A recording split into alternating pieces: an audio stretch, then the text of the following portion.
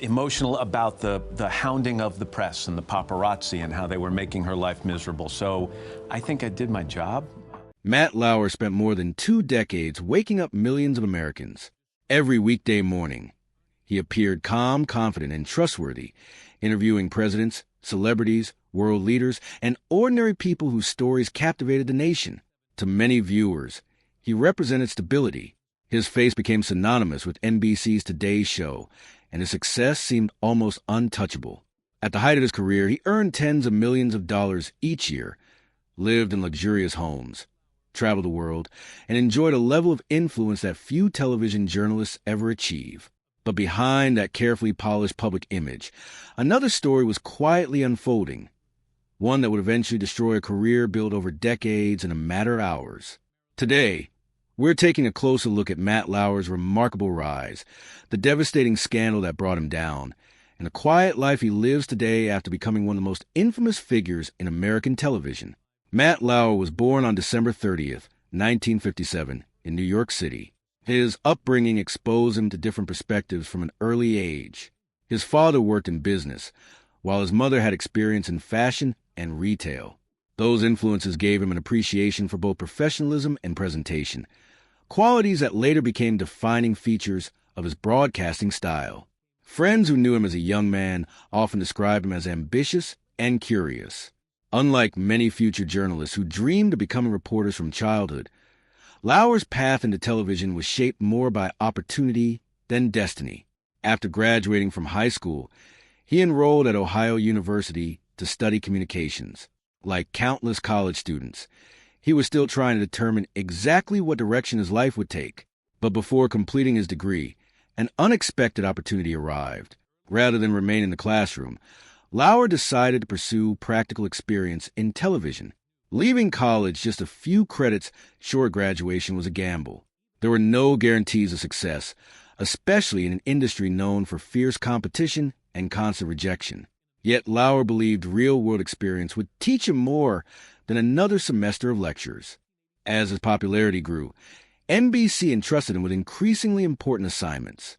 He reported from major international events, covered presidential elections, interviewed world leaders, and traveled to locations where history was unfolding in real time. His face became familiar, not only in American living rooms, but around the world. In 1997, another milestone arrived when Lauer officially became co-anchor of Today. It was one of the most prestigious jobs in television journalism.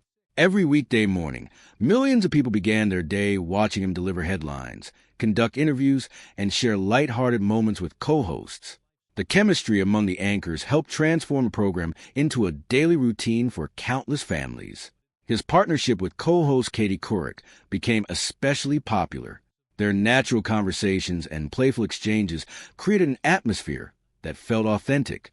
Audiences appreciated the balance between serious reporting and genuine humor. Morning television depends heavily on personality, and together they developed one of the most recognizable partnerships in broadcasting. Behind the scenes, Lauer continued expanding his role within NBC. In addition to his morning duties, he contributed to primetime specials, investigative reports, and major news coverage. Few television personalities managed to maintain such a broad presence across multiple programs. His versatility increased both his influence and his value to the network. Success brought extraordinary financial rewards.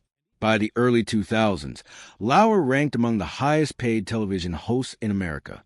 His contracts reportedly reached tens of millions of dollars annually, reflecting not only his popularity, but also the advertising revenue generated by Today. He purchased luxurious properties, invested in real estate, and enjoyed a lifestyle that reflected years of professional success. Away from the cameras, Lauer's personal life also appeared to be thriving. In 1998, he married Dutch model Annette Roque after a whirlwind romance. Together they built a family and eventually welcomed 3 children. Publicly, they seemed to represent an ideal celebrity marriage. Magazine covers, charity events, and family photographs reinforce the image of a successful broadcaster balancing career and home life. Yet appearances can be deceiving. Although viewers saw a polished television personality each morning, reports later revealed that tension sometimes existed behind closed doors. Years before his public downfall, there were already signs that his personal relationships were under strain. In 2006, while pregnant with their third child, Annette Roque filed divorce papers that included serious allegations regarding the marriage. The filing shocked many observers because it contrasted sharply with the couple's carefully maintained public image. The divorce petition was later withdrawn, and the couple attempted to reconcile. For years afterward, they continued appearing together at public events, giving the impression that their marriage had recovered. Friends later suggested, however, that repairing the relationship had been far more complicated than it appeared from the outside. Professionally, Lauer's career continued reaching extraordinary heights.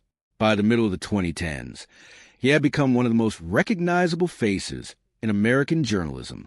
Presidents trusted him with interviews.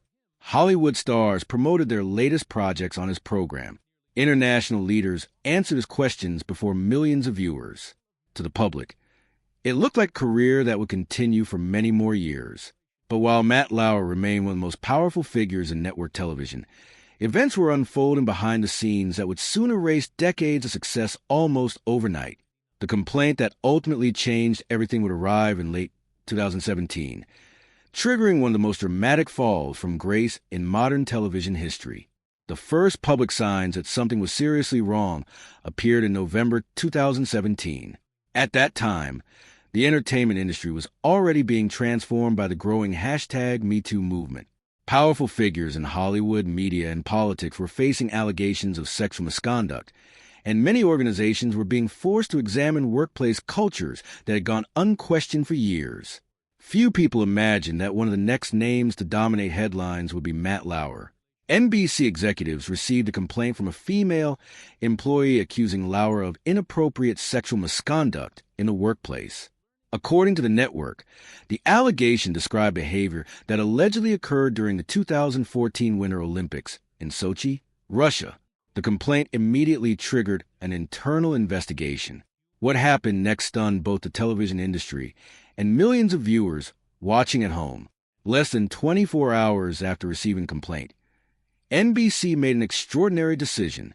On November 29th, 2017, the network announced that Matt Lauer had been terminated. For someone who had spent more than 20 years as a face of one of America's biggest morning shows, the dismissal was astonishingly swift. Even many of his colleagues learned the news only minutes before they had to report it live on national television. The announcement was emotional and uncomfortable. His co-hosts struggled to process what had happened while speaking directly to millions of viewers. They acknowledged the seriousness of the allegations while expressing shock that someone they had worked beside for years was suddenly gone. The atmosphere inside NBC changed almost overnight. A man who had once been considered indispensable disappeared from the building without a farewell broadcast or public celebration of his long career. As media organizations began investigating further, additional women came forward with their own accounts.